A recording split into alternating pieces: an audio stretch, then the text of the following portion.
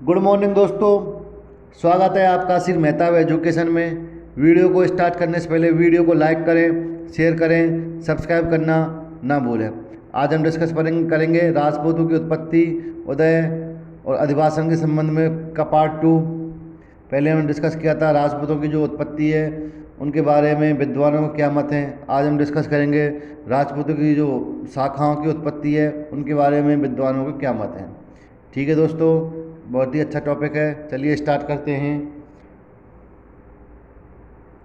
गोयलों की उत्पत्ति।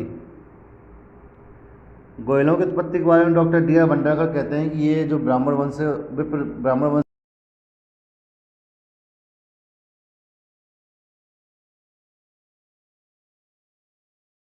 वो अपने नाम के आगे विप्र लगाते थे। क्या लगाते थे दोस्तों? विप्र। इस वजह से ये विप्रवंशीय नागर परिवार से संबंधित है। ये डी आर भंडारकर जी का कहना है। ठीक है, चलो आगे बढ़ते हैं। अबुल फजल। अबुल फजल क्या कहते हैं दोस्तों? अबुल फजल जो अकबर के दरबार में रहते थे, मुस्लिम कवि थे। वो कहते हैं कि ईरान के बादशाह नौसे का आदल के वंश से बताया है इनको।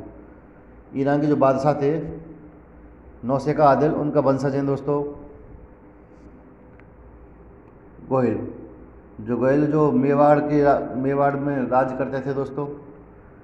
जैन ग्रंथों में दोस्तों गोहिलों के बारे में क्या कहते हैं जैन ग्रंथ? कि शिलादित्य नाम, वो वल्लभ के शासक थे शिलादित्य।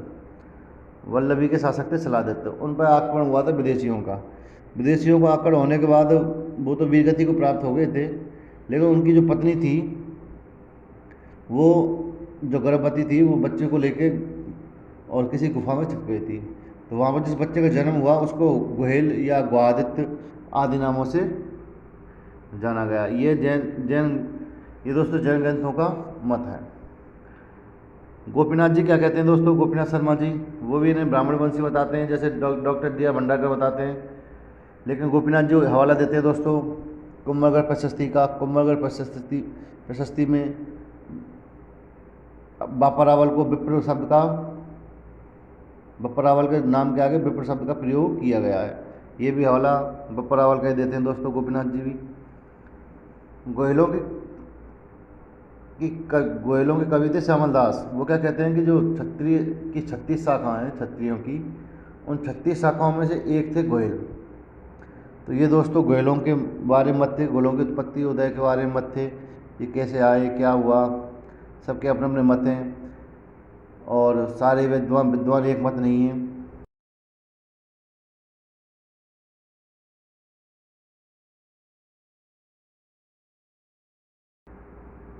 गुर्जर प्रतिहारों की उत्पत्ति के बारे में, जो इनका राजस्थान में राज रहा था 7वीं शताब्दी से लेकर 12वीं शताब्दी तक। काफ़ी प्रसिद्ध शासक हुए थे गुर्जर प्रतिहारों में। इनकी उत्पत्ति के बारे में चलिए दोस्तों विद्वानों के क्या मत हैं देखते हैं। 6वीं शताब्दी के आसपास राजस्थान का जो दक्षिणी पश्चिमी क्षेत्र था वो कि दोस्तों गुजरातरा कहलाता था।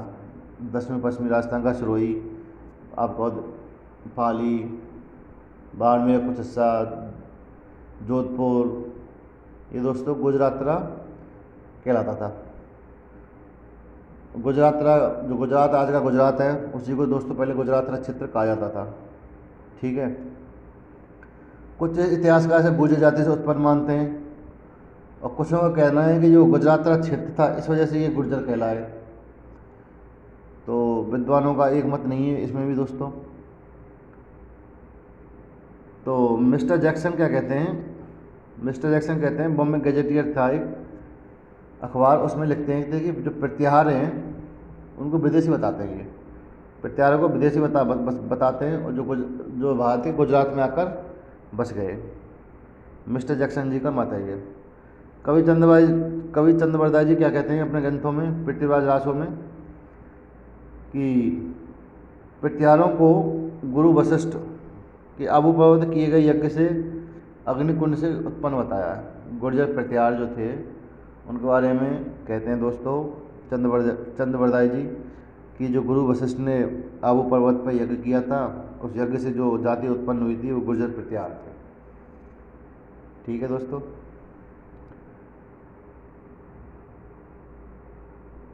प्रत्याहार शासक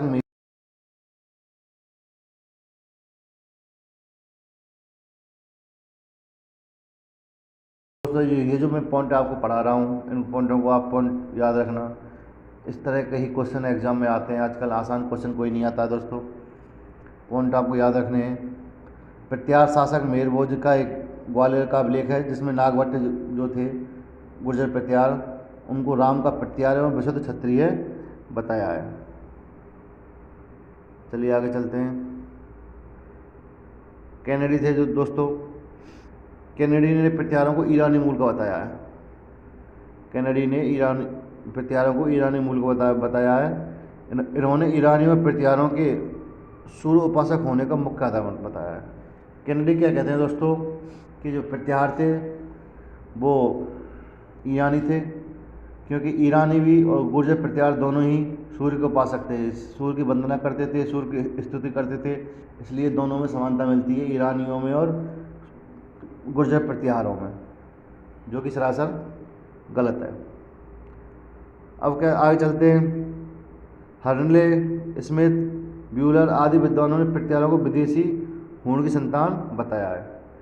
किसकी संतान बताया दोस्तों? विदेशी हूण की संतान बताया है। मैं पहले भी बता चुका था कि हूणों के बारे में गुर्जर वंशीय श्वेत हूणों के बारे में डी आर भंडारकर जी और ईश्वर प्रसाद ने कहा था, और शक यूची और गुर्जर हूणों के बारे में वी ए स्मिथ ने मत दिया था कि जो राजपूतों की उत्पत्ति है शकों से, यूची से, गुर्जर हूणों से हुई है।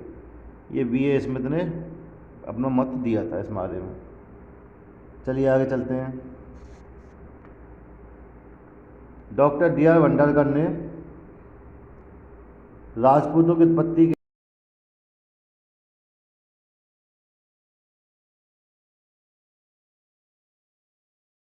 देशी से उत्पन्न मानते हैं, इनको देशी से उत्पन्न मानते हैं। तो गुर्जर डी आर भंडारकर कहते हैं जो गुर्जर जाति है विदेशी है और उनसे ही उत्पन्न हैं राजपूत। उद्योतन सूरी ने अपने ग्रंथ कुवलयमाला में लिखा है। दोस्तों याद रखना, उद्योतन सूरी ने कौन सा ग्रंथ लिखा है? कुवलयमाला। काफ़ी पुराना ग्रंथ है दोस्तों, 800 ईस्वी के आसपास का ग्रंथ है दोस्तों। तो उन्होंने गुर्जर शब्द का प्रयोग एक जाति विशेष के लिए किया है। उद्योतन सूरी ने कुवलयमाला में गुर्जर शब्द का प्रयोग एक जाति विशेष के लिए किया है। इतिहासकार बैजनाथपुरी ने गुर्जर प्रत्यारों को विदेशी न मानकर राजपूताना के किसी भाग का माना है। याद रखना दोस्तों, इतिहासकार बैजनाथपुरी क्या कहते हैं गुर्जर प्रत्यारों के बारे में? ये विदेशी नहीं है, राजपूताना किसी भाग के ही आदिवासी हैं, रहने वाले हैं। ठीक है दोस्तों, ये था गुर्जर प्रत्यारों के बारे में एक छोटा सा मत, और 2-4 हैं तो मैं आपको बता देता हूँ कि गुर्जर प्रत्यारों की 4 शाखाएँ थीं। एक थे, पहले थे मंडौर के गुर्जर प्रत्यार, ठीक है। दूसरे थे जालौर के गुर्जर प्रत्यार, ठीक है दोस्तों। तीसरे बड़ौच के गुर्जर प्रत्यार, और चौथे थे राजौगढ़ के प्रत्यार। किसके? राजौगढ़ के गुर्जर प्रत्यार। ये 4 शाखाएं थीं गुर्जर प्रत्यारों की दोस्तों। बाकी मैंने आपको बता दिया था कुछ ऐसा। अरब यात्रियों ने गुर्जर प्रत्यारों को जुर्ज कहा है, जो गुर्जर का अपभ्रंश रूप है। क्या कहा है? अरब जो यात्री थे, जो अरब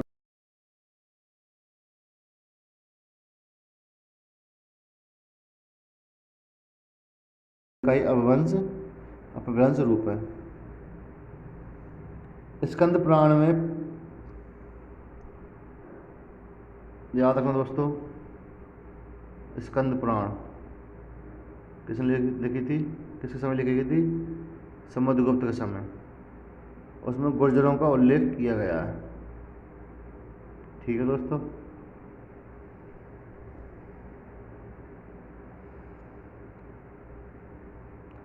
मुनोद नैन्सी ने प्रत्यारों की 26 शाखाओं का वर्णन किया है। याद रखना दोस्तों, मुनोद नैन्सी ने कितनी शाखाओं का वर्णन किया है? प्रत्यारों की 26 का। ये सिर्फ प्रत्यारों की शाखाओं का वर्णन किया है, आप राजपूतों को मत समझ लें दोस्तों। चलिए आगे चलते हैं। अब बात करते हैं राठौड़ वंश का उदय। राठौड़ वंश की उत्पत्ति किस तरह हुई है दोस्तों? संस्कृत का एक शब्द है राष्ट्रकूट। संस्कृत का एक शब्द है राष्ट्रकूट। राष्ट्रकूट शब्द से राठौड़ का आविर्भाव हुआ है। राष्ट्रकूट शब्द से राठौड़ शब्द का उदय हुआ है। जो राष्ट्रकूट थे दोस्तों, प्राचीन समय में महाराष्ट्र, गुजरात, मध्य प्रदेश आदि क्षेत्रों पर राज्य करते थे। वैसे इसी प्रकार जो राठौड़ वंश है उनका जो उदय है दोस्तों वो राजपूत जाति से ही माना जाता है, राष्ट्रकूट जाति से माना जाता है। राष्ट्रकूट जाति थी ज़्यादातर दोस्तों भारत के दक्षिणी भाग में राज करती थी, तो वहीं से इनकी उत्पत्ति की मानी जाती है राठौड़ों की।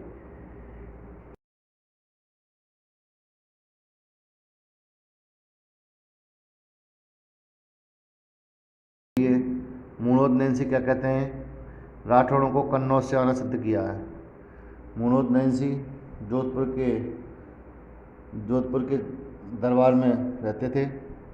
उस टाइम पर राजा थे जसवंत सिंह जी। तो वो कहते हैं कि राठौड़ों का जो उदय हुआ है वो कन्नौज से हुआ है। जेम्स टॉड क्या कहते हैं दोस्तों? इन्हें सूर्यवंशीय कुल की संतान बताते हैं। जेम्स टॉड इनको क्या बताते हैं दोस्तों? सूर्यवंशीय कुल की संतान बताते हैं। और जो जोधपुर की ख्यातों में जो ख्यात गाई जाती हैं राजाओं की, राजवंशों की, उनमें राठौड़ों को दोस्तों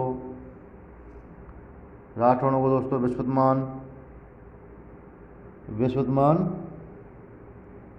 के राजा बृहद्बल की संतान बताते हैं। जोधपुर की ख्यातों में दोस्तों राठौड़ों को विश्वतमान के पुत्र राजा बृहद्बल की संतान बताया गया है। ठीक है दोस्तों। और बात करें ग्रंथ है राज रत्नाकर। ग्रंथ है को दोस्तों राज रत्नाकर ग्रंथ में दोस्तों जो भाट इनको गाते हैं, भाट साहित्यकार थे, और संगीत के माध्यम से इसको गाते भी हैं। तो उसमें दोस्तों दैत्यवंशीय हिरण्यकश्यप की संतान बताया है। दैत्यवंशीय हिरण्यकश्यप की संतान बताया गया है राज रत्नाकर ग्रंथ में दोस्तों। जेम्स टॉड को उनने सूर्यवंशीय कुल की संतान बताया दोस्तों। राजस्थानी साहित्यकार थे दयालदास जी। राजस्थानी साहित्यकार थे दोस्तों दयालदास जी। वो क्या कहते हैं राठौड़ के बारे में दोस्तों? वो इनको सूर्यवंशी बताते हैं। क्या बताते हैं? सूर्यवंशी बताते हैं। तथा ब्राह्मण वंश के भल्लराव का वंश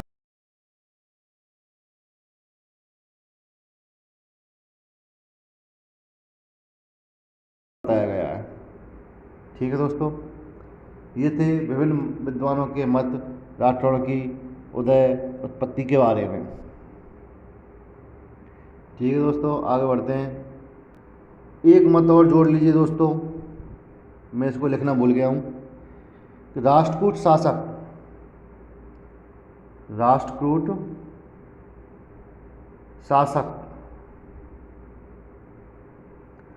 अमोघ वर्ष कौन से? अमोघ वर्ष तथा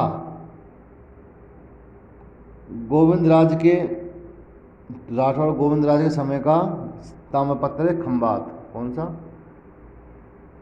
खंबात। और अमोघ राष्ट्रकूट शासक हैं अमोघ वर्ष प्रथम। उनके समय का शिलालेख है कोन्नूर। कौन सा दोस्तों?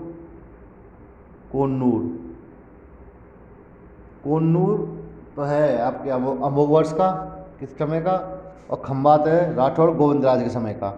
तो दोनों शिलालेखों में दोस्तों राठौड़ों को चंद्रवंशी बताया गया है।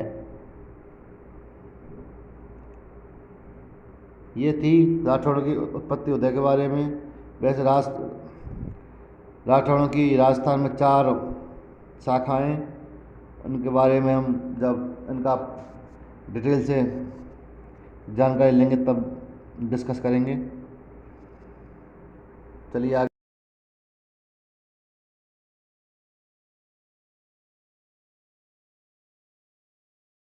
उत्पत्ति के बारे में दोस्तों क्या मत है बता देता हूँ आपको। अग्निकुंड की उत्पत्ति अग्निकोण से उत्पत्ति का मत दिया है साहब किसने? चंद्रवरदाई जी। किसके थे?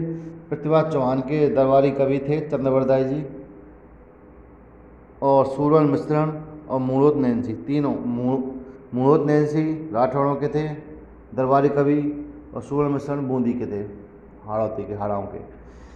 तो इन तीनों ने कहा है दोस्तों, जो चौहानों की उत्पत्ति हुई है अग्निकुंड से हुई है, वही मत वशिष्ठ मुनि के वहाँ पे वशिष्ठ मुनि ने आबू पे वो किया, यज्ञ किया, वहाँ से चौहानों की उत्पत्ति हुई है। अब ब्राह्मण वंश से उत्पत्ति बताते हैं दोस्तों, बिजौलिया का शिलालेख। बिजौलिया का शिलालेख क्या कहता है कि इनकी चौहानों की उत्पत्ति ब्राह्मण वंश से हुई है। दशरथ शर्मा जी यही कहते हैं, गोपीनाथ शर्मा जी यही कहते हैं। और तीसरे हैं कायम खानी रासो। कायम खानी रासो, दशरथ शर्मा और गोपीनाथ शर्मा और बिजौलिया शिलालेख क्या कहते हैं? ब्राह्मण वंश से उत्पन्न बताते हैं। ये क्वेश्चन भी आ चुका है दोस्तों कि कौन से शिलालेख में चौहानों को ब्राह्मण वंशी बताया गया है, तो याद रखना बिजौलिया शिलालेख, ये एग्जाम में क्वेश्चन आ चुका है। तो और चंद्रवंशी का मत देते हैं दोस्तों। चंद्रवंशी का जो मत है वो कहाँ पर मिलता है? आबू की अचलेश्वर मंदिर है, आबू का अचलेश्वर मंदिर है, उसके अभिलेख में चौहानों को चंद्रवंशी बताया गया है।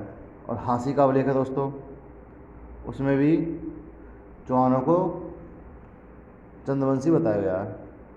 और खज्ज जाति से उत्पत्ति बताते हैं दोस्तों डॉक्टर D.R. भंडारकर। क्या कहते हैं दोस्तों? खज्ज नाम की जाति थी उस टाइम पर, आप भारत में राजस्थान में, तो वहाँ से उत्पन्न हुए हैं आपके चौहान वंश। डॉक्टर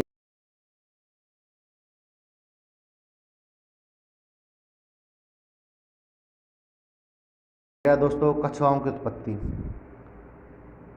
कछुआओं की उत्पत्ति।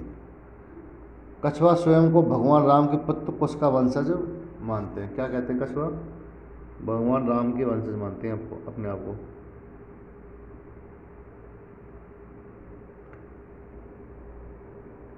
और कुछ विद्वान जैसे जनरल कनिंगम, वो क्या कहते हैं कि कछुआ और कच्छप घाट, कछुआ एवं कच्छप घाट दोनों एक ही हैं। दोनों शब्दों के अर्थ में कोई भेद नहीं है। और ये कच्छप घाट का विकृत रूप है कछुआ। वैसे कनिंगम जी कछुआओं का संबंध ग्वालियर